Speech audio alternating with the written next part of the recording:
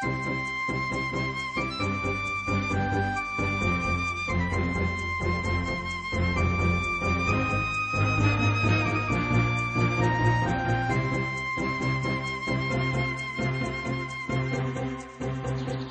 burning really came very much in the fore in the last 2-3 years due to the price of oil and gas and electricity. So therefore people become more aware of the cost of heating, etc.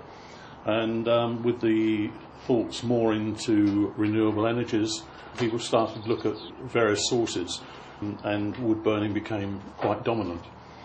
So therefore people are looking at wood burning far more seriously and from the efficiency point of view.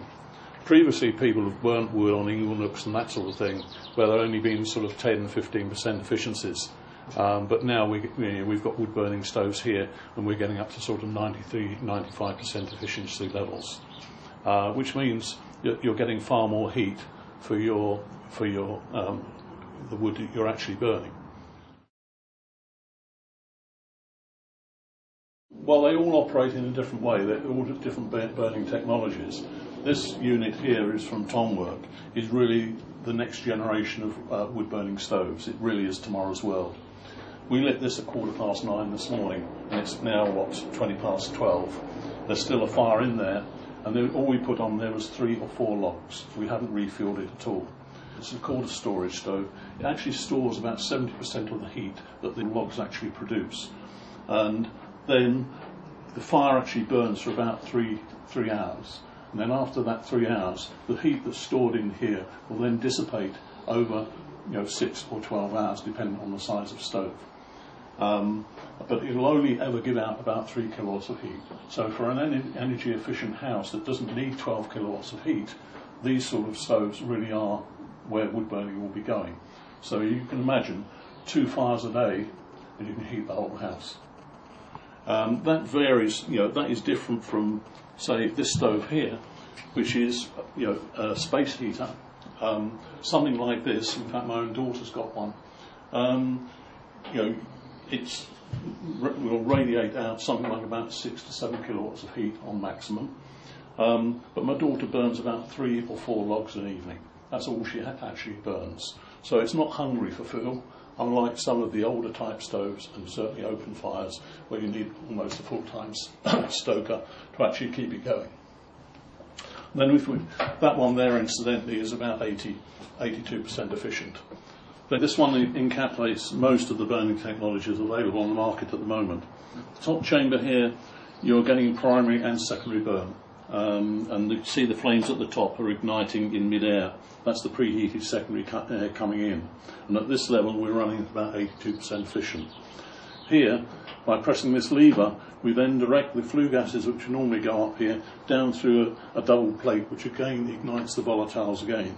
And you'll see that there. So what's actually happening now is the flue gases that normally go up there are being directed down here and drawn down through here and back up to the flue there. And therefore it's extracting the maximum amount of heat from the actual fuel it's burning. So we're running now at somewhere around about 93-95% efficiency. If it's a new build, then they would need to put in an insulated flue system. If it's an existing property, then depending on the state of the chimney, it might need relining.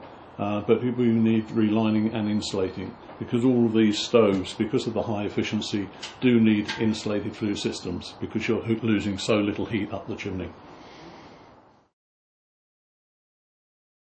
These stoves don't actually need an awful lot of maintenance. The only thing, obviously, with any wood-burning stove or any fire, you should have the chimney swept at least twice a year. Certainly at the beginning of the season, you want to sweep it through just to make sure there's no birds' nests up there, because obviously birds find the chimney very comfortable to nest in. Other than that, all of the stoves that we've been talking about are what we call clean burner stoves, and as you've seen, the glass stays very, very clean.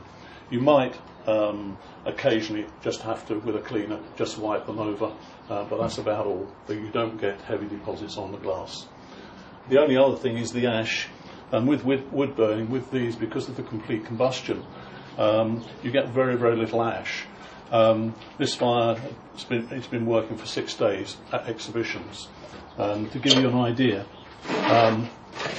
that's all of the ash that we've actually produced in those 6 days. Because the fire, because it burns, complete combustion, it burns every ounce of energy out of the actual fuel that you're burning. So normally with a fire like this, you'd probably empty the ash pan out about every 3 to 4 weeks. And the same applies with the other appliances as well.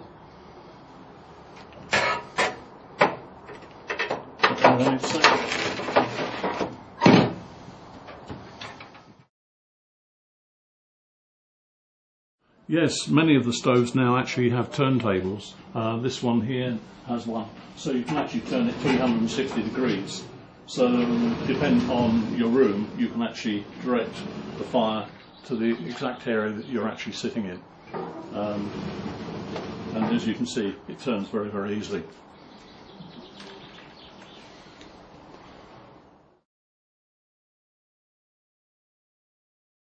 Well, investment is the correct word for it, because you can pay from anywhere from £2,000 and the sky is the limit. To get a good quality stove installed, if you haven't got a chimney there, you're looking at the best part of £5,000. But if used correctly, it's a foreseeable payback to your investment. And if you compare it to other things like geothermal, wind and solar, that paybacks are mystically into 20, 30 years, if you use a wood-burning stove correctly, you could get a payback as quick as 4 or 5 years. So an investment is the correct word.